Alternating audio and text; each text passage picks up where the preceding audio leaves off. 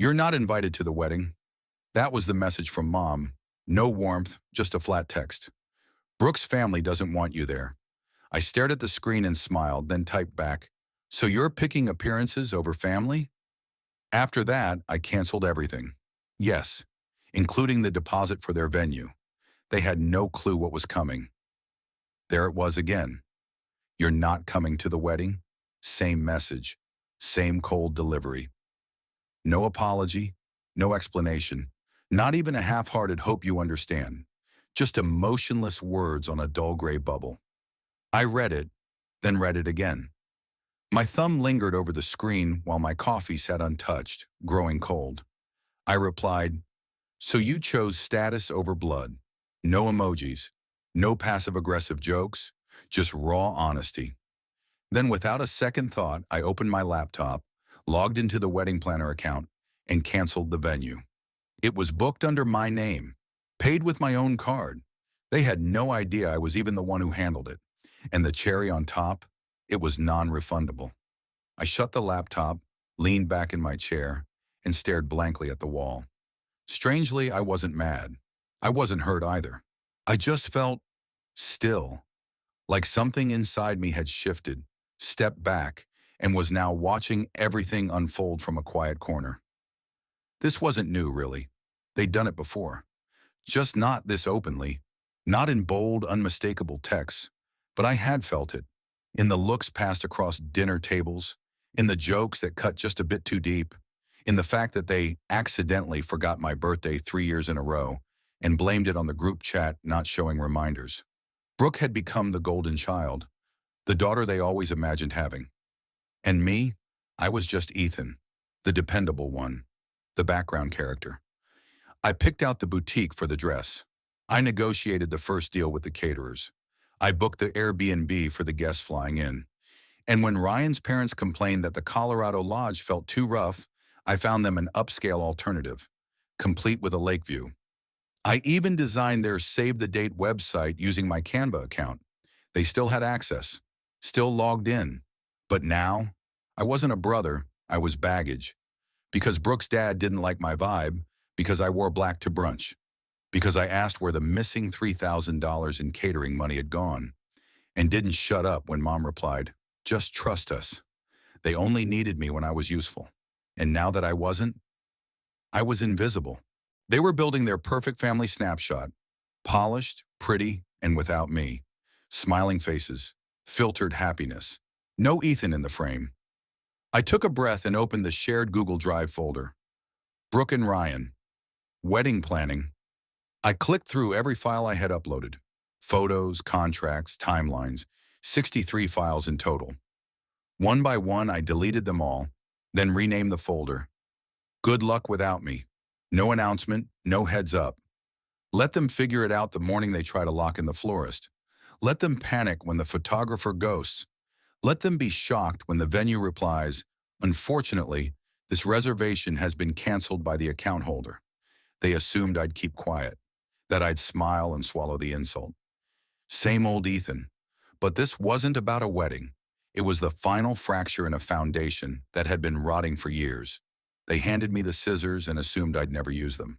They wanted me out. Wish granted. They just didn't realize I'd be taking everything I built with me when I walked away. And honestly, I was just getting warmed up. If you asked them, I was always that sibling, the dramatic one, the one who blew things out of proportion, always reading between the lines a little too much, they'd say. But let me show you exactly how I ended up being that guy. Let's rewind about 6 months. It was a Friday night. Brooke called me sobbing. Ryan had just lost his job. Their downtown apartment was 3 months overdue on rent. They'd tried negotiating with the landlord, but he wasn't budging. He wanted every cent, or else eviction papers were going to hit them by Monday. I didn't hesitate. I wired them $3,800 straight from my savings and told her to reach out if they needed more. That wasn't even the first time that year I stepped in. The first time, Dad overdrafted his retirement account and needed $5,000 to avoid getting penalized. The second, when Mom forgot Brooke's bachelorette Airbnb was on my credit card and let her friends destroy the place like it was a frat house. I kept track. spreadsheets, screenshots. Not because I planned to throw it in their faces, but because I needed proof. Proof that I wasn't imagining the slow, steady drain of my time, money, and sanity. Proof that I wasn't losing my mind for feeling used by the very people who should have had my back. But it wasn't just about the money. It was what came after I helped. The way I was treated, like a background extra in my own family.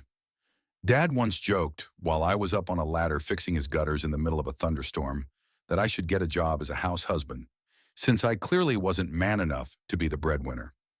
Everyone laughed, even Brooke. Later, when I brought it up to Mom, she brushed it off, told me I was too sensitive, said Dad was just old school. Old school? That same man once locked me out of the house in high school for wearing eyeliner. But sure, maybe I was too sensitive. When Brooke got engaged, she told me over FaceTime. Meanwhile, Mom and Dad were sitting right behind her on the couch, clapping like she'd won the lottery. They helped Ryan plan the whole proposal, even went ring shopping with him. And me? I found out the news through a glitchy phone screen. I should have recognized the pattern. But deep down, I kept thinking, if I just keep helping, maybe, finally, they'll see me. Maybe they'll treat me like I matter. So I kept going. I paid for their engagement photos. $600. I built their wedding website from scratch, designed their custom invitations. I even put down a deposit on the venue when Mom claimed her credit card was acting funny. Brick by brick, I was building their dream wedding. Meanwhile, they fed me leftovers and patted me on the back for being a team player. Then the messages started trickling in. First, a text from Aunt Lauren. "Hey, I heard you're not invited to the ceremony. Is that true?" Then Uncle Greg. "Did you say something to Ryan's dad? Just wondering." And then came the final blow. A Facebook post that broke something in me. It was a photo of Brooke and Ryan standing with my parents in front of a cozy barn glowing with fairy lights. The caption read, "So proud of our family. Can't wait for the big day with all the right people by our side." The right people. I wasn't even tagged. I scrolled through the comments. One of Brooke's friends asked, "Is Ethan going to be there? He was always so funny."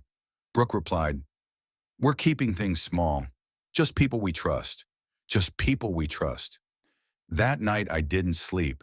I stayed up digging through every receipt, every text, every time they called me selfish just for asking to be repaid. And that's when it hit me, crystal clear. I was the only one in this family who gave with no strings attached, and also the only one who was never given anything in return. A week later, the group text came in. "Hi family, can everyone pitch in for Brooke's bridal shower decorations? Ethan, since you're so great with websites, could you make an RSVP page for us? Hugs and kisses." I didn't answer. 10 minutes later, Brooke followed up with a message just for me. "Can you please just do this one thing without being passive-aggressive?" So I did something else instead. I logged back into the wedding venue account and filed a refund request on the $2,500 deposit. Technically, it was marked non-refundable, but I had quietly added wedding insurance when I booked it. A tiny checkbox no one had noticed. I submitted a claim under family conflict. They refunded 90%. Then I opened Canva.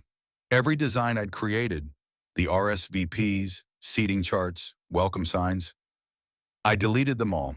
I made one new file, titled it, "Asked Ryan's Dad to Fix This," and I shared it with the whole family. That's when everything exploded. 3 hours later, Mom called in full panic mode, her voice trembling. "What are you doing? Do you realize how this looks?" I said, "I do. That's why I'm doing it." Then came Dad. He skipped right over the small talk and went straight to yelling. "You've always been jealous of Brooke. That's what this is really about. You can't handle her having a better life than you." I pulled the phone away from my ear and ended the call. That night, my phone lit up with notifications. Brooke posted one of those cryptic Instagram stories. "Betrayal always comes from the people you trust most." Then Mom added fuel to the fire. She posted a photo of Brooke crying with the caption, "Nothing cuts deeper than your own brother trying to destroy your special day." And the messages started rolling in. Friends, relatives, cousins. Some asked if I was okay. Most didn't bother. They just accused, "Why would you ruin her wedding?" I didn't answer a single one. And then I got the package. A plain yellow envelope, no return address. Inside was a printed screenshot, an internal message thread, Brooke's bridesmaids, a group chat. She was laughing. Let Ethan pay for the cake, too. Just guilt him. You know, he's the only brother. Works every time. That was the first message. Then another. Ryan doesn't even like him. Says Ethan gives him the creeps. LOL. And one more. The kicker. He's not going to the wedding. I'll make sure of that. Watch. On top of the printout was a sticky note in familiar handwriting. You deserve better. I didn't know who Kay was. Not yet. But I was going to find out. And once I did, everything shifted. Because Kay didn't just have screenshots. Kay had audio. And the moment I heard it, I knew exactly what I'd do at the rehearsal dinner. It was hosted at some overhyped vineyard about 30 minutes outside the city. They called it rustic luxury. I called it what it really was, a marketing gimmick with overpriced wine and fairy lights stapled to trees. Still, I showed up. Pressed shirt, clean shoes, calm demeanor, because I wasn't there for the catering. I was there to bring the curtain down. I walked in just as they were raising glasses for a toast. Brooke was in mid-laugh. Ryan had his arm slung around her. Dad looked stiff. Mom wouldn't even glance at me. They hadn't expected me to show. You could see it all over their faces. In their version of events, I was supposed to be the bitter, petty brother who couldn't move on, the villain of their perfectly scripted family drama. But I wasn't bitter. I was finished. I walked right to the front of the room. Sorry to interrupt, I said, tapping the side of a glass. Conversations froze. Someone gave a nervous laugh. Brooke's smile disappeared. I reached into my Ethernet, pulled out a small Bluetooth speaker, and placed it on the table. Then I held up a flash drive. Ryan stood abruptly. What the hell are you doing? I looked him dead in the eye. Giving you what you actually deserve.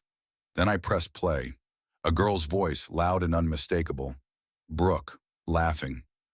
We'll get Ethan to pay for the cake too. Just guilt him, being the only brother. Works every time. The room snapped silent. Mouths fell open. Someone gasped. A fork hit the floor. I didn't blink. Another voice followed. Another recording. Ryan doesn't even like him. Says Ethan gives him the creeps, lol. Ryan's face drained of color. Brooke dove toward the speaker. I stepped in her path. Sit down. I wasn't asking. Then came the final clip. Brooke again, her voice cold and cocky. He won't be at the wedding? I'll make sure of it. Watch I hit pause. Scan the stunned room. Any questions? Ryan opened his mouth and closed it without a sound. My dad shot to his feet, red-faced and raging. You think this is appropriate? You really think? Sit down. I cut him off, and for the first time in my life he did. I turned to Brooke. I've spent over $11,000 on this wedding. I built your website, booked your vendors, paid your florist. I did it because, stupidly, I thought this meant something. I thought we were family. Brooke was trembling. Mascara streaked her face, one cheek blotchy with tears. You don't get it, she started. No, I said. You don't get it. You never did. You didn't want a brother. You wanted a damn wallet. Then I pulled out a folder, thick, stuffed with printouts, screenshots, text threads, PayPal receipts, invoices with my name on them, hard evidence of everything I paid for, everything they conveniently forgot. Even the group chat where Brooke called me the family's unpaid wedding planner. I handed it to Ryan. You still want to marry her? I asked. He didn't answer, just stared at the pages. Then from the back of the room, someone stood, a woman in a gray coat, lanyard around her neck, phone in hand. Hi, everyone. Sorry to intrude, she said calmly. I'm Nadia. Ethan and I used to work together. I run a digital forensics firm. She turned to Brooke. Ethan asked me to authenticate the files, including the audio. And no, they're not deep fakes. She held up her phone. Every clip? Verified. 100% authentic. No edits, no cuts. Pulled from a WhatsApp backup tied to your old number. Metadata included Brooke's mouth dropped. Mom gasped. Dad barked, Is this a joke? Nadia smiled. Not even a little. Then came the twist. Ryan turned to Brooke, his face blank, his voice shaking. You told me Ethan said those things, that he threatened you, that he was unstable. He held up the printouts. You lied. Brooke reached for his arm. No, Ryan, don't touch me. Then everything fell apart. My aunt stood and shouted. A glass crashed to the ground. Mom tried to speak but choked. And through the chaos, I stood still, composed, watching it all come down. When the room reached its loudest, I raised my voice above the noise. I'm not coming to the wedding, I said. You already made that decision, but now you can do it without my money, my help, or my silence. I turned to my parents. You cut me off the second I stopped being your puppet. So now, I'm cutting the strings too. And just as I turned to leave, Ryan spoke. I'm calling it off. Loud, clear, final. Brooke shrieked, a sharp, splintered sound that cut the air like broken glass. You can't do this here. I paused in the doorway. Oh, I said. He just did. Then I walked out. No cinematic music, no slow motion shots, just the sound of a family collapsing behind me. I didn't drive home that night, didn't even get on the highway. Instead, I veered off onto a side road, headed north, somewhere quiet, somewhere with no cell towers, no Wi-Fi, no noise. A month earlier, I'd signed a lease on a tiny cottage in the forgotten edge of the state. Population 600, one diner, a single gas station. Nobody knew who I was there, and that's exactly why I chose it. I paid for 6 months up front. No forwarding address, no digital trail, just peace. For the first 3 days, I didn't even turn my phone on, didn't check a single email. I didn't speak to a single person. Most mornings, I just sat out on the porch with a thermos of black coffee, listening to the birds fight over territory none of them actually owned. I didn't feel victorious. I felt free. No tension between my shoulders, no weight in my chest, no guilt. No calls asking for just a little help. No one faking affection long enough to get a bank transfer. On the 4th day, I finally went into town and signed up for something I'd always been too embarrassed to pursue, an archival preservation course at the local college. Old newspapers, faded photographs, forgotten letters. For once, I was surrounded by things that remembered the truth, not twisted versions, no performances, no strings, no unspoken obligations, just facts, just records. I started volunteering at the county museum, sorting through photo negatives from the 1950s, fixing a busted microfilm reader. And honestly, I didn't care that no one noticed, because it was mine. Quietly, simply mine. The messages began trickling in about a week later. They hit an old Gmail inbox that linked to my backup phone. I didn't open the first few. I didn't need to. The subject line said everything. Can we just talk? You went too far. We're still family. Then came the blocked calls. Dozens, but I kept the phone off. They weren't trying to apologize. They were trying to reset the game. What rattled them wasn't the proof I'd revealed. It was the silence. They couldn't handle being out of the loop, not knowing what move I'd make next. Because for the first time ever, they weren't holding the controls. 3 weeks in, a court notice got forwarded to my old address. Apparently, Dad had tried to sell a piece of family property. The only problem? I'd locked the deed 2 years ago, after he nearly remortgaged it behind my back. I'd left it stuck in legal limbo, waiting, watching, and when he tried to cash in, he activated the clause himself. The deal collapsed. The buyer pulled out, and Dad got hit with a fraud investigation. Not because I sabotaged it, because I didn't step in this time. I didn't write a tell-all blog post, didn't leak screenshots to cousins, didn't go on some online crusade. I just disappeared. No birthday calls, no bailout checks. No, maybe next time. And that was what really unraveled them. Because narcissists don't fear consequences. They fear being ignored. They fear a stage with no audience. One morning I went to the post office, not for mail, just to pick up a small package I'd ordered. Someone behind me in line was on the phone, talking loudly. They said something like, I heard Brooke's fiancée walked out right before the ceremony. Then her brother vanished and took all his money with him. I didn't turn around, didn't correct them, didn't offer a single word. I never made a statement, never clarified the story. I just became unreachable. No address, no number, no open door. They mistook my silence for surrender.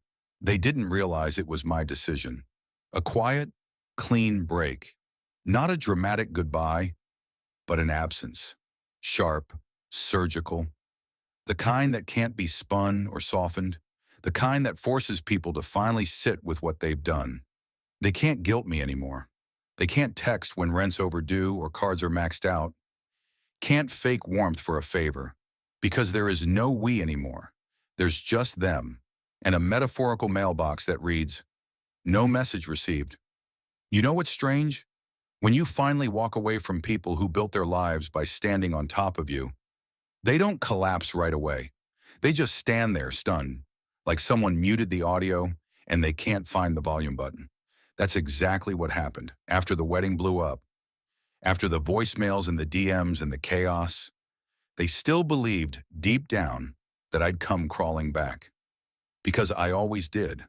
But this time, I didn't. I changed my number.